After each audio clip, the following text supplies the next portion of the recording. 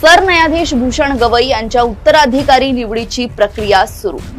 अल्पावधीचा कार्यकाळ पण प्रभावशाली छाप।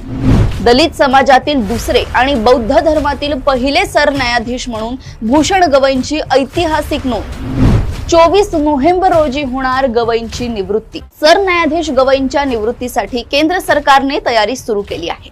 केंद्र सरकारने न्यायाधीश गवईंना याबाबत पत्र पाठवले। केंद्र सरकारने भारताचे सरन्यायाधीश न्यायमूर्ती भूषण गवई यांना त्यांच्या उत्तराधिकाराच्या शिफारशीसाठी पत्र पाठवले।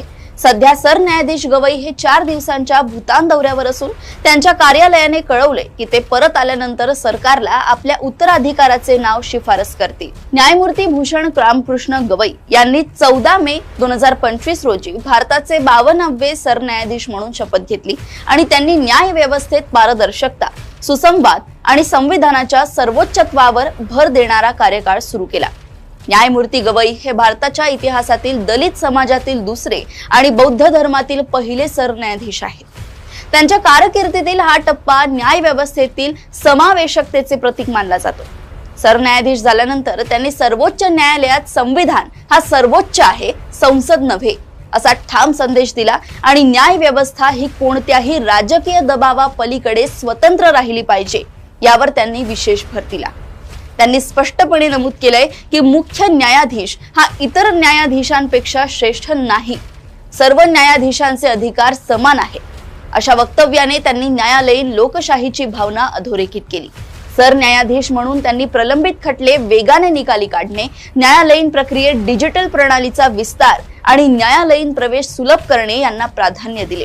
त्यांनी वेगवान न्याय म्हणजेच खरा न्याय या तत्वावर भर देत अटक प्रकरणे आणि बंदिवासाच्या सुनावण्या त्वरित घेण्याचे निर्देश दिले।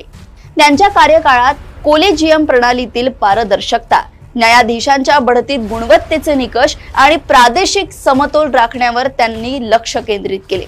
त्यांनी न्यायिक संघटनेतील मतभेदांवर सुसंवादाने तोडगा काढण्याचा प्रयत्न केला आणि उच्च न्यायालयातील नियुक्त्यांमध्ये विविध पार्श्वभूमीतील न्यायाधीशांचा समावेश व्हावा यासाठी त्यांनी पुढाकार घेतला।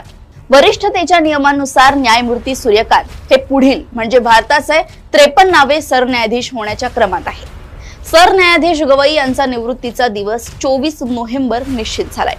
सरन्यायाधीश व सर्वोच्च न्यायालयातील न्यायमूर्तींची नियुक्ती करण्यासाठी असलेल्या मेमोरेंडम ऑफ प्रोसिजर नुसार विधी मंत्रालय विद्यमान सरन्यायाधीशांकडून त्यांच्या उत्तराधिकाराबाबत शिफारस मागते। त्यामुळे सरकारने पाठवलेले हे पत्र पुढील सरन्यायाधीशांच्या नियुक्ती प्रक्रियेचा औपचारिक प्रारंभ मानला जातोय। ही प्रक्रिया साधारणपणे विद्यमान सरन्यायाधीश